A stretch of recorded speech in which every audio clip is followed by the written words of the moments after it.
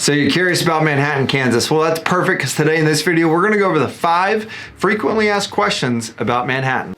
What's going on, everybody? Kyle Powers here with Haven Real Estate Group at eXp Realty. K-State grad, turned contractor, turned real estate agent and investor. As always, I do appreciate you guys checking out the channel. Let's go and jump right in. First thing on the list is, what is Manhattan, Kansas known for? Well, just kind of going through a couple things. The first one that comes to mind is Kansas State University. That's a big one. We're a D1 college, and go K-State for football and go K-State for basketball. We're actually relevant this year, so that's good. We're also known for our lively downtown area. So you've got the Aggieville and Points districts that we have, which there's a lot of bars and restaurants and shopping and a lot of things of that nature. And then we're also known for the outdoor activities, or the amount of outdoor activities that we have for the hiking and biking trails, the river, the lake. There's a lot of opportunities that allows you to get out about and kind of enjoy that area that we have here with the Flint Hills and the Kanza and things like that. The last thing that we kind of are known for is we're known as the Little Apple. Yes, I know. I don't know where that started or anything like that, but I will tell you that it's what we're known for, and it compares us to Manhattan, New York, the district in New York City. Second question that gets asked a lot is, what is there to do in Manhattan? Well, some popular things that we do is you have access to Flint Hills Discovery Center that was built a handful of years ago. I know my kids love that piece of it. Then you've got the Kanza, that you could go out and hike and bike and have fun and explore out there. Then you've got the outdoor activities as far as the river trails, the Kansas River Trail for hiking along those areas. It definitely is a good thing to enjoy. Then you've got the McCain Auditorium, which if you haven't been there or if you don't know about that, I would definitely recommend checking out McCain.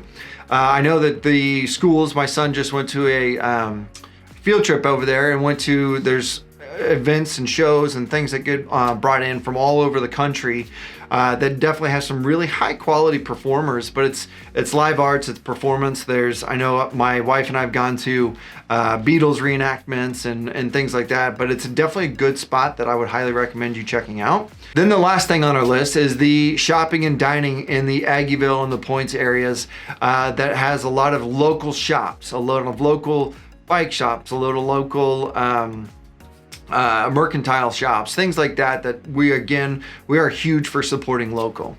If you're enjoying this content, I do appreciate it. We do have more after this, but I always like to ask, go ahead and hit that subscribe button, go ahead and hit that little bell so you get notified of any future content, and give us that like because it does help us out with the channel. Without further ado, we'll keep going. Third frequently asked question is, what is the cost of living in Manhattan? So I will tell you that we are relatively affordable for cities of this size. And when you compare us, especially when you compare us to other cities around the country, we are way, way, way more affordable than whatnot. I will tell you, total transparency as a real estate agent, housing can get a little bit of expensive in Manhattan, at least that's what I've been told. But I will also tell you that it is worth it. Our houses do appreciate really well. We get insulated very much from Kansas State University, Fort Riley, a lot of the industries that are local to us here. But when you look at food and groceries and everything else that comes along with that, definitely are affordable when it comes to everything compared to. And if you do have more questions about that one, I do have another video you can look up for the cost of living in Manhattan. There's a whole video on it, but those are definitely some good ones to check. Fourth frequently asked question is probably a relevant one, but how far is Manhattan from Kansas City?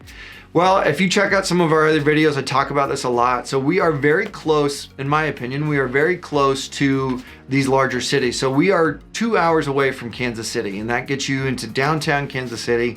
That gets you into that one. We're 2 hours away from Wichita. We're an hour away from Topeka, which is the state capital. So you have access, and we have the proximity to a lot of the local or the bigger cities. But again, I don't see that you are going to need to go to those cities unless you just want to go see some of that other stuff to get away.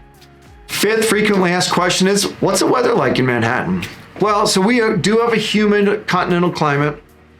What that means for you is that we are going to have hot summers and we're going to have really cold winters.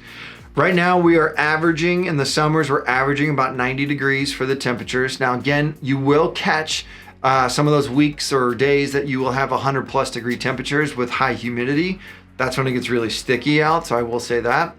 Then our average cold, our average winter temperatures is about 40 degrees, and that holds pretty much true. I know today, as I'm recording this video, it's literally snowing a couple inches outside, but it won't last long. Like today it's 30 degrees, tomorrow it's gonna be 40 plus. So it literally changes, and we'll have big swings of temperature and things there.